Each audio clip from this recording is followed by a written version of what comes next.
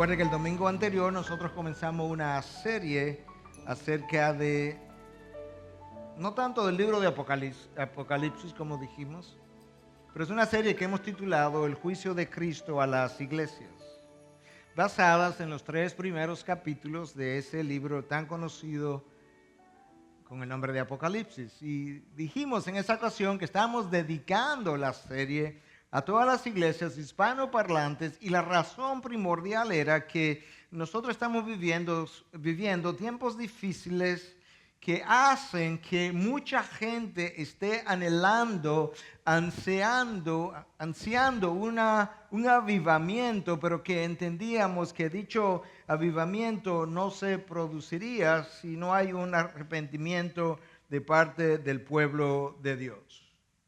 El arrepentimiento del pueblo de Dios no garantiza que Dios nos dé avivamiento, pero sí es un requisito, porque el avivamiento requiere una humillación de parte de ese pueblo, un reconocimiento, una introspección, una revisión de por dónde hemos andado y luego un perdón de parte de Dios otorgado después de nosotros habernos humillado delante de Él. Y de ahí mi deseo de predicar esta serie para todas las iglesias hispanoparlantes.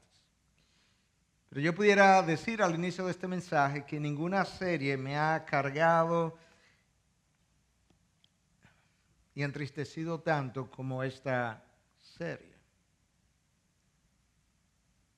Una cosa es leer este libro y predicar estos mensajes iniciales en otros tiempos, y otro es ver lo que está ocurriendo, ver el futuro y predicar estos mensajes. Los tiempos son difíciles y se pondrán peores. El 19 de julio de este mes que acaba de pasar, el pastor John MacArthur predicó un mensaje en su iglesia que él tituló We Will Not Bow. Nosotros no nos doblegaremos. El pastor Steve Lawson estaba en la congregación cuando él predicó este mensaje, y luego él refirió lo sobrio y lo pesado que su alma se sintió después de haberlo escuchado, y mi experiencia no fue diferente. Y en esencia lo que él hacía era describir para la iglesia lo que él entiende viene de camino y que viene de manera rápida, de manera que él espera que su congregación y él mismo lo lleguen a ver. Al mismo tiempo, él compartió de qué forma él y su ministerio pretenden afrontar las cosas que vienen. Fue un mensaje en gran manera ayudando o animando al creyente a perseverar en medio de las peores circunstancias y a no doblar sus rodillas al César. Ellos habían publicado un artículo acerca de la inmoralidad sexual de nuestros días para el seminario, y poco tiempo después comenzaron a recibir amenazas significativas de que si no removían dicho artículo, dichas amenazas se convertirían en realidad. Y obviamente ellos no han removido el artículo, y después de esas amenazas él predicó este mensaje que tituló We Will Not Bow, nosotros no nos doblegaremos. Y en ese mensaje, en esencia, él hace referencia a 4 cosas. Número 1, no nos doblegaremos al César. Número 2, seremos amorosos, seremos amables, predicaremos el evangelio, pero predicaremos el juicio. Entendiendo que gran parte de lo que vivimos hoy es justamente la mano de Dios. John MacArthur y Paul Washer son 2 de los líderes de nuestros días que están predicando el mensaje de Jeremías antes de que Jerusalén cayera. Las cosas se siguen calentando. Nosotros estamos en medio de un escándalo ahora mismo de parte de Planned Parenthood, la organización abortista en Estados Unidos, que ha sido descubierta recientemente traficando con órganos humanos de fetos abortados. Y no voy a entrar en los detalles, pero usted puede entrar al internet si no lo ha hecho y ver los videos que ellos han podido grabar. Y es un escándalo que ya está en manos del Congreso con autoridades gubernamentales que quieren callar lo que está saliendo a la luz pública. Recientemente alguien nos informó de cierta credibilidad que personas internacionales se preparan en nuestro país para construir una campaña de descrédito en contra de líderes dominicanos que me incluyen a mí y otros que hemos estado dando la cara en contra del deterioro moral de nuestra nación. Esa es la mala noticia. La buena noticia es que la información se coló y sabemos de dónde viene. Sabemos quién está detrás. Pero no nos doblegaremos. No cesaremos de orar que Dios truene desde los cielos y que cuando Él truene se quede en evidencia que Él lo ha hecho. Con eso tú puedes entender parte de mi carga y parte de mi tristeza en medio de estos tiempos. Yo voy a leer el texto de hoy, del versículo 9 hasta el final del capítulo 1 del libro de Apocalipsis. Y yo quiero que tú mantengas en mente todo el tiempo lo que cantamos, porque ese es el equilibrio de mucho de lo que estamos diciendo, sobre todo en la primera parte. Yo, Juan, vuestro hermano y compañero en la tribulación, en el reino y en la perseverancia, en Jesús, me encontraba en la isla llamada Patmos a causa de la palabra de Dios y del testimonio de Jesús. Estaba yo en el Espíritu en el día del Señor y oí detrás de mí una gran voz como sonido de trompeta que decía, escribe en un libro lo que ves y envíalo a las 7 iglesias, a Éfeso, Esmirna, Pérgamo, Tiatira, Sardis, Filadelfia y Laodicea. Y me volví para ver de quién era la voz que hablaba conmigo, y al volverme vi 7 candelabros de oro, y en medio de los candelabros vi a uno semejante al Hijo del Hombre, vestido con una túnica que le llegaba hasta los pies y ceñido por el pecho con un cinto de oro. Su cabeza y sus cabellos eran blancos como la blanca lana, como la nieve. Sus ojos eran como llama de fuego. Sus pies semejante al bronce bruñido cuando se le ha hecho refulgir en el horno, y su voz como el ruido de muchas aguas. En su mano derecha tenía 7 estrellas y de su boca salía una aguda espada de 2 filos. Su rostro era como el sol cuando brilla con toda su fuerza. Cuando le vi, caí como muerto a sus pies, y él puso su mano derecha sobre mí diciendo, no temas, yo soy el primero y el último y el que vive y estuve muerto. Y he aquí estoy vivo por los siglos de los siglos y tengo las llaves de la muerte y del Hades. Escribe pues las cosas que has visto y las que son y las que han de suceder después de esta. En cuanto al misterio de las 7 estrellas que viste en mi mano derecha y de los 7 candelabros de oro, las 7 estrellas son los ángeles de las 7 iglesias y los 7 candelabros son las 7 iglesias.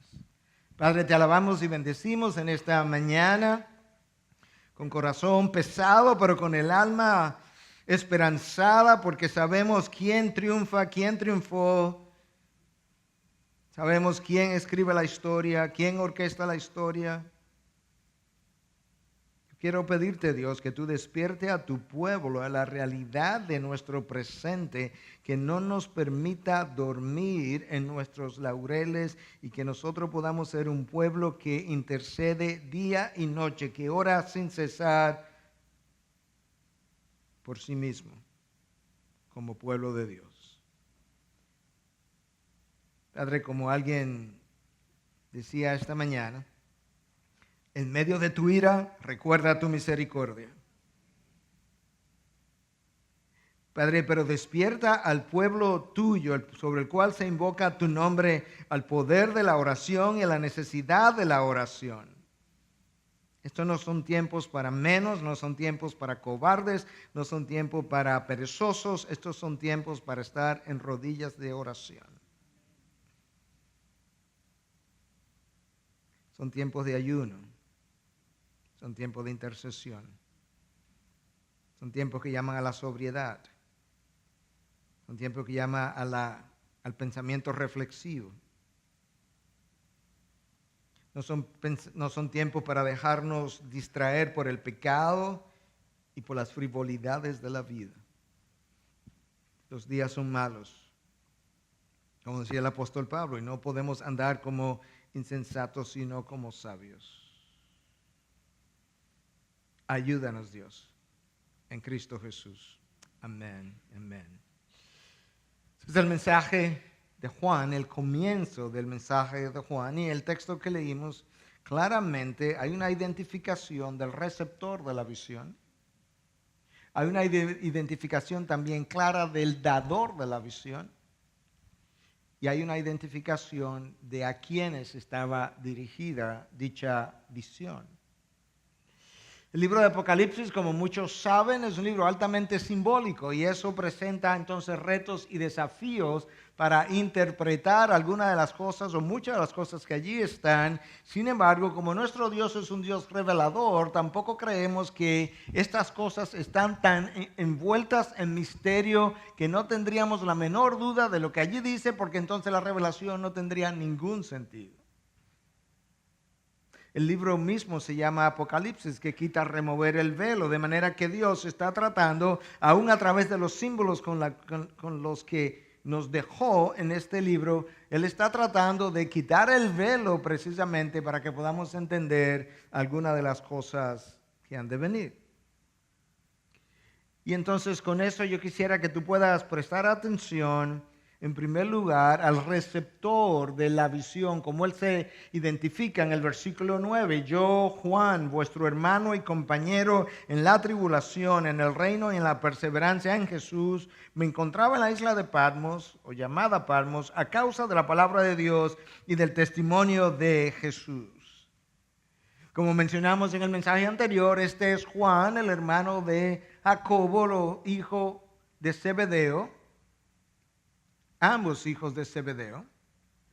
Este es Juan que junto con Jacobo y Pedro tuvo la oportunidad de ascender al monte de la transfiguración con Jesús y tener la experiencia de ver a Cristo transfigurado, su rostro, su ropa, todo su ser.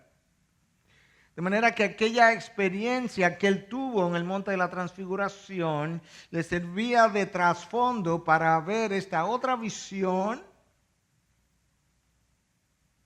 Pero yo no creo que nada de lo que él pudo experimentar en el monte de la transfiguración lo pudo haber preparado para este encuentro con el Cristo resucitado y glorificado. Ahora nota cómo Juan se identifica. Él, en primer lugar, se identifica simplemente como Juan, vuestro hermano. Todo un apóstol resiste la tendencia humana a aludir a su título y simplemente se identifica por su nombre y como uno de nosotros. Juan, vuestro hermano. Ese es el espíritu de la humildad que sabe o que resiste la tentación de querer llamar la atención sobre reconocimientos y títulos humanos porque sabe que su identidad no está en esas cosas sino en el Señor Jesús. Y luego que él se identifica como Juan, vuestro compañero, le dice compañero de qué cosa, en la tribulación, en el reino y en la perseverancia. La iglesia primitiva tenía muy claro que la manera de vivir la vida cristiana nunca es de forma individualista, sino que nosotros somos compañeros del camino, compañeros en el journey, como dirían en inglés, camino a la ciudad de Dios. Y como compañeros del camino, nosotros somos compañeros en la tribulación el uno del otro. Somos compañeros también cuando perseveramos y somos compañeros también en el reino y somos compañeros en Jesús, porque esa es la única manera que nuestro compañerismo realmente se puede dar. Pertenecer a la iglesia de Cristo trae consigo tribulación. Cristo nos prometió, si pudiéramos decir, que en este mundo tendríamos tribulación. Sin embargo, al mismo tiempo, Él prometió estar con nosotros todos los días hasta el fin del mundo. La tribulación vendrá, pero yo estaré ahí con vosotros, haciéndole compañía. Y Juan se identifica como compañero no solamente en la tribulación, sino también en la perseverancia. Y la palabra ahí para perseverancia es upomone, que implica sostenerse, mantenerse bajo una gran presión sin colapsar. Y si Cristo no estuviera con nosotros día a día a lo largo de la tribulación, sin lugar a duda que todos nosotros terminaríamos colapsando bajo la presión de nuestros días y sobre todo en tiempos como estos. A lo largo de la historia, algunos cristianos han decidido jugar un rol mucho más tímido, no hablar mucho en contra de los tiempos, de las circunstancias o del César del momento si es necesario, como una forma de vivir una vida más tranquila. Pero lo que nosotros sabemos por la misma historia es que eso dura poco tiempo, porque cuando vienen por uno, vienen por el otro. Y por lo menos aquel que ha levantado su voz en defensa de la verdad de Dios tiene la complacencia de Dios por haber hecho lo que le tocaba hacer. Y Juan entonces, cuando él se mira a sí mismo, él está al final de sus días. Cuando Juan escribe esto, apenas le quedaban quizá meses o un par de años de vida, de manera que él no iba a ver mucho de lo que él está describiendo aquí. La mayor parte no lo vería ni siquiera, pero él se considera compañero en la tribulación y en la perseverancia, porque esa tribulación ya se ha hecho realidad en su vida. Pero él entiende que esta forma de vivir no es de una manera individualista. Escucha lo que el autor de Hebreos escribe en el capítulo 10, versículos 32 y 33. Pero recordad los días pasados, cuando después de haber sido iluminados, soportasteis una gran lucha de padecimiento, una gran lucha. Por una parte, siendo hechos un espectáculo público en oprobios y aflicciones. Fueron expuestos públicamente en oprobios y aflicciones. Y por otra parte, siendo, escucha, compañeros de los que eran tratados así. Ese es el mismo lenguaje de Juan cuando se identifica como Juan, compañero en la tribulación. Aquí el autor de Hebreos dice que él está hablándole a un grupo de personas que han sido hechos oprobio, han sido hechos un espectáculo público, pero que parte de la razón por la que ellos llegaron a pasar por esas dificultades tenía que ver justamente con el hecho de que ellos se hicieron compañeros de aquellos que así estaban también siendo tratados.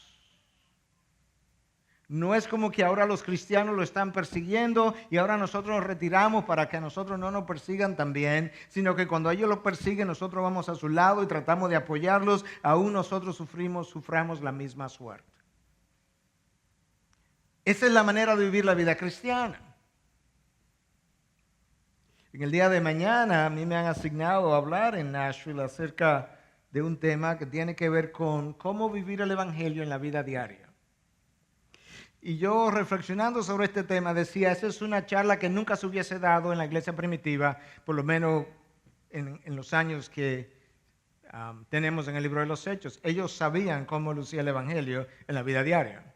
Tú lees el libro de los Hechos capítulo 2 y tú sabes cómo luce. Tú lees el libro de los Hechos capítulo 4 y tú sabes cómo luce. Solamente en nuestra generación individualista tenemos nosotros que hablar acerca de cómo se vive ese evangelio en el día a día. Esta gente no conocía nada de este individualismo. Compañero de vosotros en la tribulación, en la perseverancia y en el reino. Juan dice, yo estaba en la isla de Patmos a causa de la palabra de Dios y del testimonio de Jesús. Juan no estaba en Éfeso, donde se supone que él eventualmente murió. Él había sido expulsado y lo habían llevado, como se acostumbraba con frecuencia a hacer en aquella ocasión, a pequeñas islas. Estaba deportado en una pequeña isla de unos 5 por 10 kilómetros o millas de largo por 5 millas de ancho, al sur de Grecia, a unos 30 kilómetros de Éfeso. Es una islita pequeñita con menos de 3,000 habitantes, o imagínate lo que pudo haber sido hace 2,000 años. Él dice, yo estaba allí, pero él identifica o nos deja saber la razón por la que estaba allí. Él estaba allí a causa de la palabra de Dios y del testimonio de Jesús. Yo estaba allí porque prediqué la palabra y testifiqué de Jesús. Yo pude haberme evitado a Patmos, pero para evitarme a Patmos yo tenía que ser un infiel. Tenía que haber callado la palabra y no haber testificado de mi Señor, pero yo rehusé hacer eso y preferí pasar precariedades y dificultades y estar en Patmos y pasar por lo que tuviera que pasar.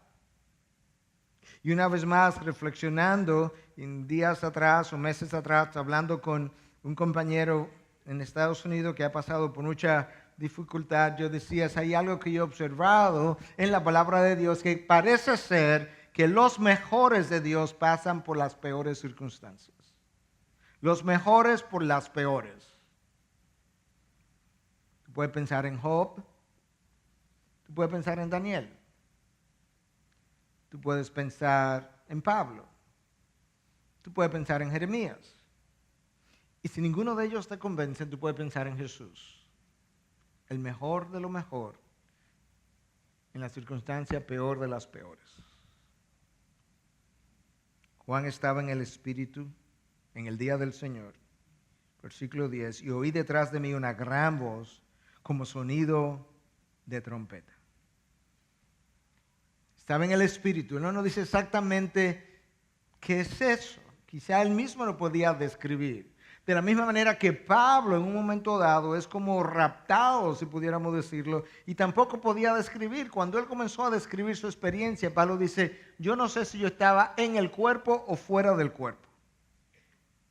Pero yo fui llevado a un lugar donde yo escuché palabras inefables que al hombre no se le permite escuchar. 2 Corintios 12, versículos 3 y 4. Si estaba en el cuerpo, no lo sé. Si estaba fuera del cuerpo, tampoco lo sé. Me imagino que esto fue una experiencia también en el Espíritu. Y Juan dice que esa experiencia tuvo lugar en el día del Señor. Es el único lugar en todo el Nuevo Testamento donde esa expresión aparece. Y la mayoría está de acuerdo en que probablemente es una referencia al día domingo, el día de la resurrección, el día que celebra justamente el triunfo del cual nosotros cantábamos.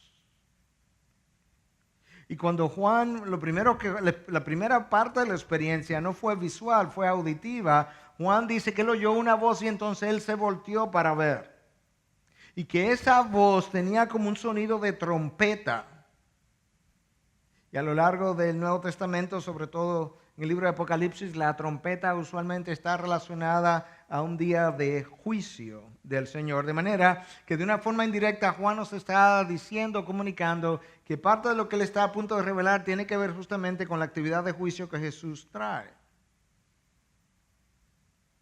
Esa voz de trompeta le dice, Juan escribe en un libro, el que hoy tenemos, libro de Apocalipsis, lo que ves. De manera que Juan no solamente va a oír cosas, Juan va a ver cosas. Pero no es para que te quede con él, es para que lo envíes. Y yo te voy a decir exactamente a quiénes le va a enviar mi revelación. Envíalo a las 7 iglesias. ¿A cuáles? A Éfeso, a Esmirna, a Pérgamo, a Tiatira, a Sardis, a Filadelfia y a Laodicea. Escribe Juan, a lo largo del libro de Apocalipsis hay 12 ocasiones donde Dios le dice, donde Jesús le dice a Juan, escribe. Esta es la primera. Antes de que terminemos el pasaje de hoy, habrá otra ocasión donde otra vez Juan recibe la encomienda de volver a escribir, pero esta es la primera de las 12 ocasiones. Y luego vamos a tener entre el capítulo 2 y el capítulo 3 del libro de Apocalipsis 7 más. Y luego finalmente otras 3 o 4. De manera que Juan sabe a qué iglesias él tiene que enviar esto de una manera específica. Aquellos que han estudiado el área dicen que Esas 7 iglesias formaban como un círculo en ese mismo orden, que tú podías comenzar en Éfeso y darle la vuelta, y eso formaba como un círculo interno de comunicación, y que esa iglesia estaba localizada en ese círculo. Cada una de esas iglesias, con la excepción de Tiatira, tenía un templo dedicado al culto del emperador, del César, al cual Dios ha dicho y nosotros hemos repetido, entonces nosotros no nos doblegaremos. En este caso, Jesús está interesado en hablar, en el caso de esto que le está comunicando a Juan, él está interesado en hablar no a los incrédulos, sino a los creyentes, a las iglesias, a estas 7 iglesias que tienen pastores, que tienen líderes. Y a esas iglesias Cristo llama a arrepentirse con la condición de que de eso no ocurrir, el candelabro sería quitado, y nosotros sabemos que el candelabro es representativo de cada una de las iglesias, porque eso es exactamente lo que el versículo 20 dice. La palabra interpreta la palabra, y en Apocalipsis hay muchas cosas que son interpretadas justamente por la palabra. El versículo 20 dice, y los 7 candelabros son las 7 iglesias, dejando ningún espacio para malas interpretaciones. Juan escucha esta voz extraordinaria, quizás a su espalda, y al darse vuelta, lo primero que él ve son 7 candelabros de oro que lo dejaron perplejos. Si Juan no recibe más revelación, se hubiese quedado pensando, ¿y esos candelabros qué son? ¿Qué representan? Pero como yo acabo de decir, al final de esta primera parte, en el versículo 20, tú lo puedes revisar otra vez, claramente se nos dice que las 7 candelabros representan las 7 iglesias. Y como la iglesia es la luz del mundo, la mayoría entiende esto, que los candelabros identificados con las iglesias es una representación de la iglesia como la institución encargada de proclamar el evangelio, que es la luz que brilla en medio de la oscuridad, en medio del pecado, en medio de las tinieblas, en medio del dolor, en medio de la destrucción. Y ahora, en medio de los 7 candelabros que representan las 7 iglesias, Juan ve un hombre, ve una figura. Es una figura extraordinaria que él comienza a describir. Es una figura que tiene imagen de hombre. Él dice que él ve a uno semejante al Hijo del Hombre, vestido con una túnica que le llegaba hasta los pies y ceñido por el pecho con un cinto de oro, versículo 13. Ese título, Hijo del Hombre, fue el título preferido de Jesucristo para referirse a sí mismo. Es un título que aparece en los evangelios unas 80, 81 veces, y en prácticamente todas las ocasiones, quizás 79 u 80 veces, es Cristo usándolo para referirse a sí mismo, probablemente haciendo referencia a su encarnación. Pero la primera vez que ese título aparece es en Daniel 7, versículo 13, donde tú ves a Daniel viendo a este Hijo del Hombre que se dirigía al anciano de días, que representaba nada más y nada menos que a Dios Padre. Y en esa visión Daniel ve cómo el Hijo del Hombre se dirige al anciano de días, Dios Padre, y entonces ahí se le dice a Daniel que a él se le ha dado dominio, gloria y reino para que todos los pueblos, naciones y lenguas le sirvieran. Su dominio es un dominio eterno que nunca pasará, y su reino que no será destruido. No hay duda de que este es Jesucristo. Visualizado por Daniel 7:13, 7:14. No podría haber otro. Y ahora resulta que ese Cristo es visto en medio de los candelabros, pero los candelabros representan las iglesias. ¿Qué hace Cristo paseándose en medio de estos candelabros que son sus 7 iglesias? Bueno, por un lado, si estas iglesias están a punto o abocadas a la tribulación, el que Él esté en medio de ellas tiene sentido, porque cuando Él nos dio la gran comisión, Él dijo varias cosas, pero una de las cosas que terminó diciendo fue: yo estaré con vosotros hasta el fin del mundo, hasta el fin de los días. Ir a ser discípulos. Toda autoridad me ha sido dada, primera garantía. Segunda garantía, yo estaré con vosotros hasta el final de los tiempos, de manera que ver al Cristo resucitado en medio de los candelabros, en medio de sus iglesias, tiene todo el sentido de la palabra. Pero por otro lado, cuando tú analizas lo que sigues,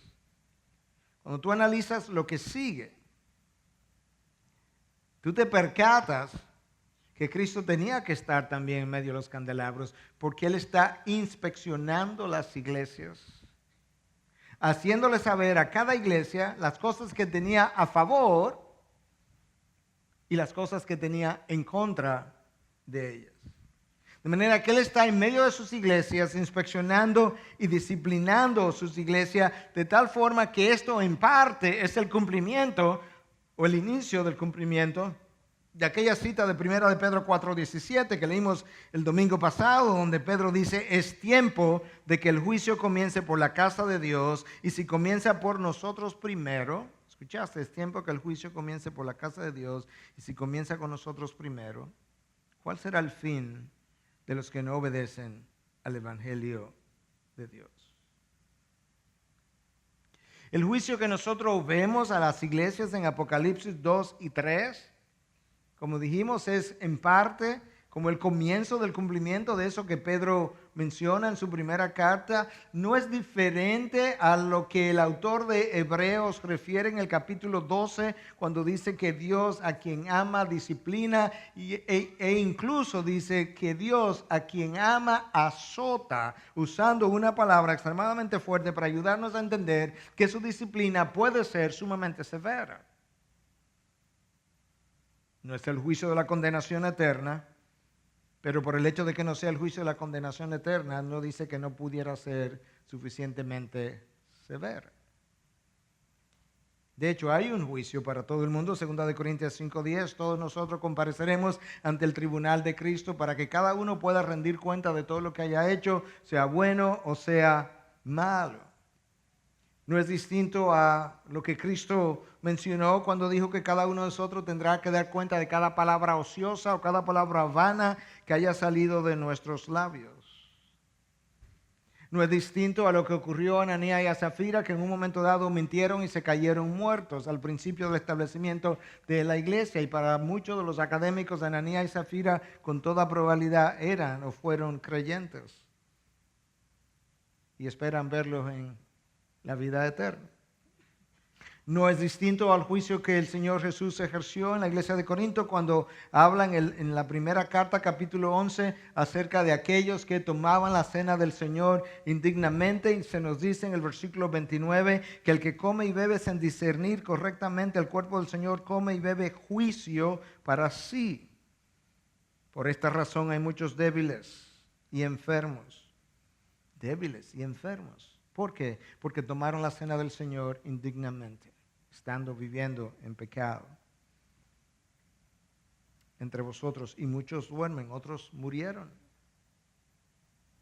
Pero si nos juzgáramos a nosotros mismos, no seríamos juzgados. Fueron juzgados, pero si nos hubiésemos juzgado a nosotros mismos, no seríamos juzgados. Pero cuando somos juzgados, el Señor nos disciplina para que no seamos condenados con el mundo. Tú ves ahí entonces el juego, en el buen sentido de la palabra, de cómo es que ocurre. Cuando somos juzgados, ¿por quién? Por el Señor no nos disciplina para que no seamos condenados con el mundo. Esa es la motivación.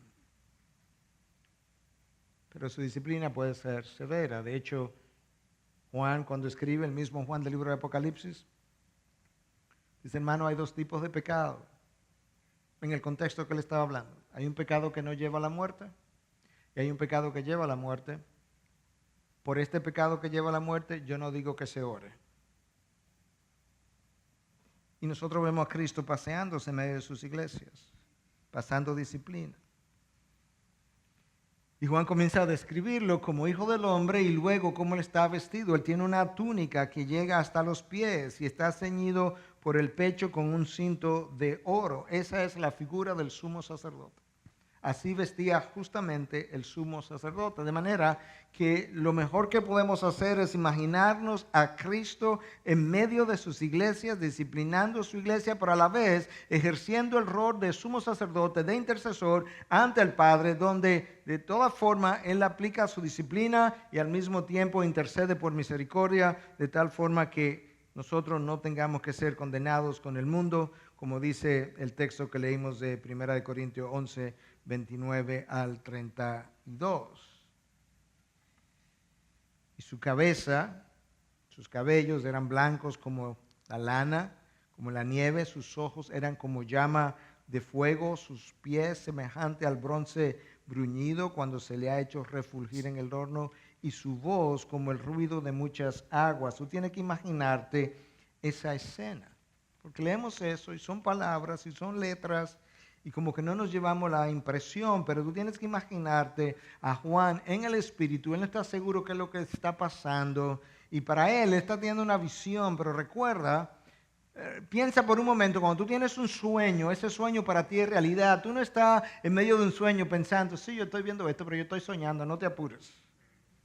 No, en el sueño, si tú estás teniendo un accidente, tú tienes taquicardia, tú tienes sudoración y a veces te levantas a sí mismo. De manera que en el sueño, esto que tú estás viviendo, que no es real, pero para ti es real mientras sueña, de esa misma manera tú tienes que imaginarte a Juan, que él no está simplemente viendo como una película, él está viviendo una realidad donde él ve a una figura como hijo del hombre que tiene esta túnica, que tiene este cinto ceñido, pero que tiene ojos como de fuego, que tiene pies como de bronce bruñido, que tiene un rostro como se nos va a decir más adelante, como el sol cuando está en su momento más incandescente, que tiene cabellos blancos. Esto es extraordinario, esto es fuera de serie. Esto es como nada de lo que Juan hubiese visto anteriormente. Sus ojos de fuego quizás hacen referencia a ojos que penetran lo más escondido, que descubren todo lo que ha estado encubierto.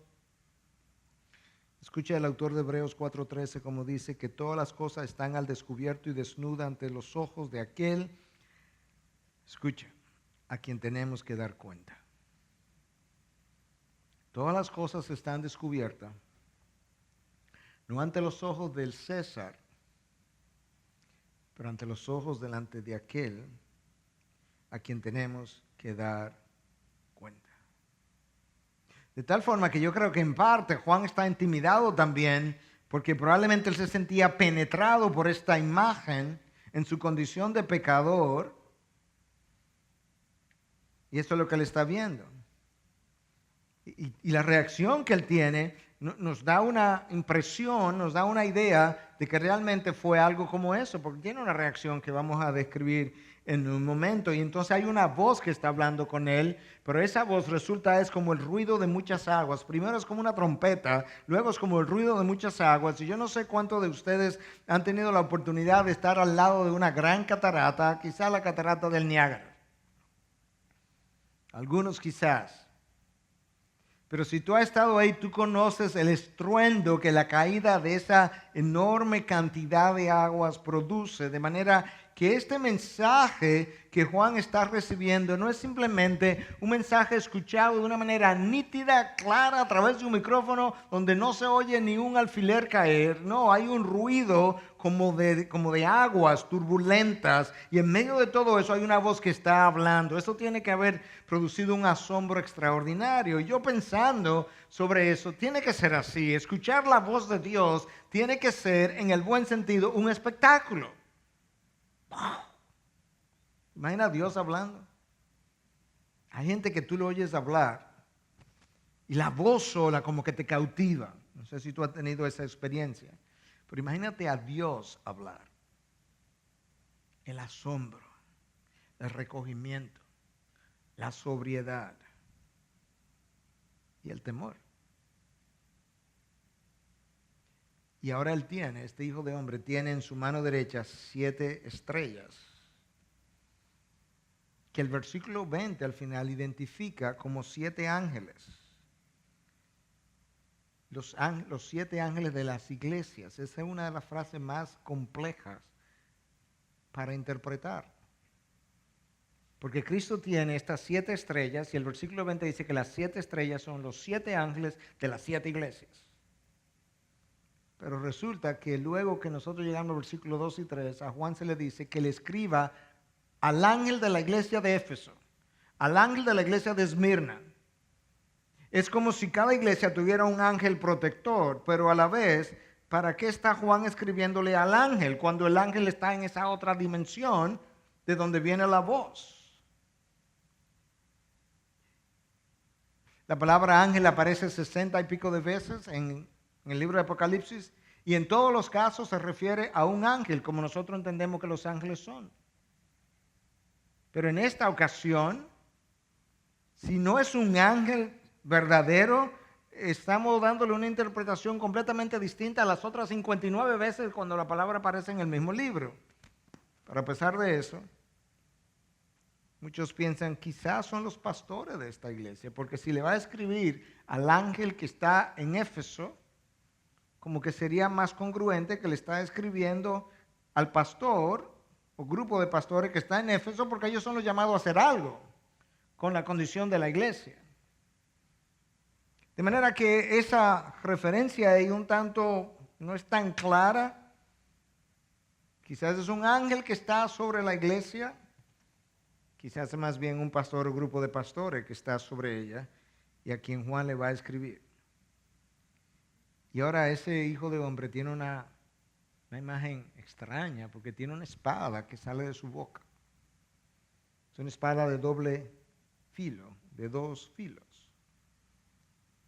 Pero en el mismo libro de Apocalipsis hay una imagen similar. En el capítulo 19, cuando Cristo viene montado en un caballo blanco, en su forma simbólica, y de su boca sale una espada. Y el texto dice que Él viene, en ese caso, para juzgar a las naciones con dicha espada. De manera que ahora parece ser que la espada del Hijo del Hombre también es representativo de la disciplina que Él está a punto de ejercer sobre su iglesia. G.K. Bailey, que escribió uno de los comentarios más conocidos y respetados sobre el libro de Revelación, dice que con relación a este texto y a la aguda espada de 2 filos que salía de su boca, que con esto Cristo está simbolizando su juicio sobre los desobedientes en la iglesia y a los rebeldes en el mundo. Pensando en la otra imagen de Apocalipsis 19. Y luego entonces el rostro era como el sol cuando brilla con toda su fuerza. Imagínate esto. Un hijo de hombre con una túnica, un centro ceñido a su pecho, una espada que sale de su boca, un rostro como un sol y ojos como fuego. Y Juan está ahí escuchando las órdenes. Y Juan debió haber quedado desconcertado, sin fuerza, porque a él todo le parece real, y era real. Lo que él no podía necesariamente era tocar cada uno de los elementos, porque era una visión que él estaba teniendo, pero él estaba viviendo como si eso estuviera ahí en su alrededor. Eso es lo que explica la reacción de Juan en el versículo 17. Cuando le vi, caí como muerto a sus pies. No creo que era para menos. Juan no dice, temblaron mis piernas. Juan no dice, sentí temor. No, yo me desvanecí. Yo me lo imagino perdiendo el conocimiento, porque él dice, caí como muerto a sus pies. Viendo esta figura de cabellos blancos, viendo esta figura de un rostro tan brillante. Es la misma experiencia que Daniel tiene cuando lo visita un ángel del cielo. Pero este no es un ángel, este es Cristo. Eso no es lo mismo que la gente y los televangelistas que viven soplando gente y tumbando gente y que la gente se cae. Esta es otra experiencia. Aquí nadie está haciendo alarde. Aquí Cristo simplemente se está presentando como lo que Él es, como Él luce. Y Juan cae a sus pies como muerto, como sin fuerza. Nota lo que Cristo no hace. Cristo le dice a Juan, qué bueno es que caiga así como muerto porque tú mereces esta experiencia, tú un pecador tan... No. Cristo le pone su mano derecha sobre sus hombros o sobre mí, dice Juan, y le dice, no temas. Yo soy el primero y el último y el que vive y estuve muerto y aquí estoy vivo por los siglos de los siglos y tengo las llaves de la muerte y del Hades. Juan, no temas. Yo estoy por ti. Yo estoy contigo. Y la razón para no temer es que yo una vez estuve muerto y hoy estoy vivo y yo conquisté la muerte. La razón para no temer es que yo estoy vivo por los siglos de los siglos. Yo no voy a volver a morir, Juan. La razón para no temer es que yo controlo la historia, yo escribo la historia, yo orquesto la historia, yo soy el primero y el último, yo soy todo lo que existe entre una cosa y la otra, y yo estoy contigo, Juan. No temas, levántate, cobra ánimo. El pecado no me pudo vencer, la tumba no me pudo retener, y esa es la razón para no temer. El Padre había sido identificado en el texto anterior como el Alfa y el Omega. Ahora Juan es identificado como el primero y el último. Juan, tú eres de los míos.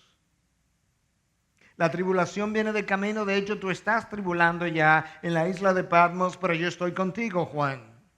Yo estoy cumpliendo mi promesa anunciada en la Gran Comisión. Yo estaré con vosotros todos los días hasta el fin del mundo. Yo estoy contigo en Patmos y yo voy a estar con cada una de mis iglesias a lo largo de cada tribulación, a lo largo de todos los siglos. No temas, pero tiene cosas que escribir. Cierto, tú eres compañero en la tribulación con los demás, pero también tú eres compañero en la perseverancia. Versículo 19, escribe, la segunda vez que recibe la encomienda, escribe pues las cosas que has visto y las que son y las que han de suceder después de esta. Juan, escribe las cosas que tú has visto, pero de las que has visto hay algunas que ya son. Porque esto que estamos hablando de Éfeso, de Esmirna, de Tiatira, de Pérgamo, de la Odisea, de cada una de esas iglesias, esas condiciones ya están y mi disciplina ya viene, de manera que tú vas a escribir de cosas que ya son y tú vas a escribir de cosas que vienen de camino, las cosas que han de suceder después de esta. Tú no vas a ver la mayoría de ellas, pero hay cosas que son que ya tú vas a ver.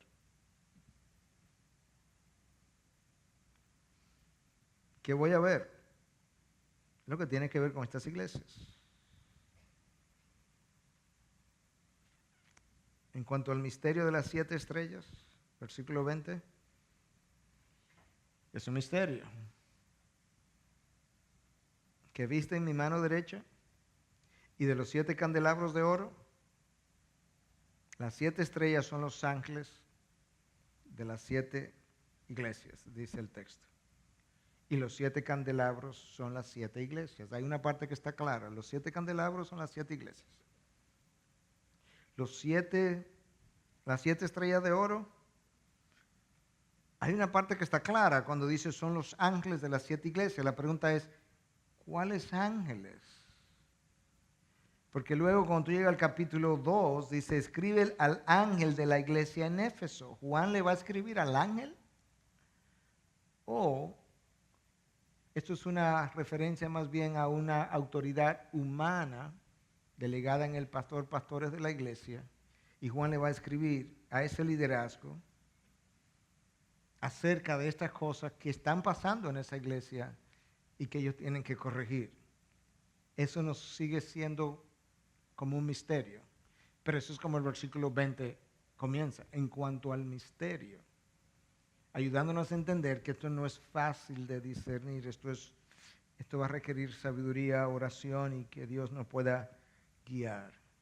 Pero ese es el inicio de la visión del libro de Apocalipsis. Los primeros 3 capítulos tienen que ver con iglesias reales que estuvieron presentes, que pasaron por condiciones, que pasaron por la tribulación, que fueron disciplinadas, que experimentaron las consecuencias de la disciplina, y el resto entonces tiene que ver con cosas futuras que todavía nosotros no hemos visto. Pero si hay algo que el texto nos llama es a la introspección, a la sobriedad. No importa si somos hijos de Dios y tenemos garantía de nuestra salvación y de nuestro triunfo, la palabra nos llama a examinarnos porque ciertamente la disciplina de Dios puede ser severa, aunque ya vimos en el libro el autor de Hebreo cómo nos dice que Dios nos disciplina justamente para no tener que ser condenado con el resto del mundo, pero nosotros quisiéramos poder experimentar lo que es la santificación que Dios trae a nuestras vidas y por tanto a nuestras iglesias, porque ahí donde está el avivamiento, la complacencia de Dios, la paz, la garantía, la tranquilidad, de decir, estamos en tribulación, pero en cuanto depende de mí, yo he querido ser fiel a mi Señor. Estoy en la tribulación, pero estoy en Patmos porque yo he testificado de Cristo y yo he predicado la palabra. Estoy en tribulación y estoy detrás de unos barrotes, pero ¿sabes qué? Yo tengo la absoluta certidumbre de que estoy detrás de los barrotes básicamente porque he predicado la palabra y he testificado de Cristo y al mundo no le ha gustado y al mundo le ha irritado. Eso es lo que la iglesia primitiva vivió, eso es lo que la iglesia probablemente tendrá que vivir muy prontamente según lo que vamos viendo. Que Dios nos encuentre fiel o fieles, que Dios nos encuentre firmes en la fe, firme en la esperanza, firme en la resurrección, firme en nuestro Señor Jesús. Por eso decía, todo lo que hemos cantado es el balance de todo lo demás que quizás estaremos predicando, porque hay una tensión en la palabra de Dios entre lo que Dios es, Dios promete, Dios guarda para nosotros como ciertísimo y a la vez el llamado a la tribulación, porque a vosotros se os ha concedido no solamente creer en Cristo, sino también padecer por Él. Y el apóstol Pablo decía, ¿sabes qué? En la tribulación, el poder de Dios se manifiesta de tal manera que yo me glorifico en las tribulaciones. Porque cuando soy débil, es cuando verdaderamente experimento el poder de Dios. Que Dios nos encuentre al examinarnos fieles y donde hayamos sido infieles, que nos encuentre por lo menos humildes para recibir su reprensión, poder pedir perdón, recibir su perdón y restaurar la calidad de nuestra relación.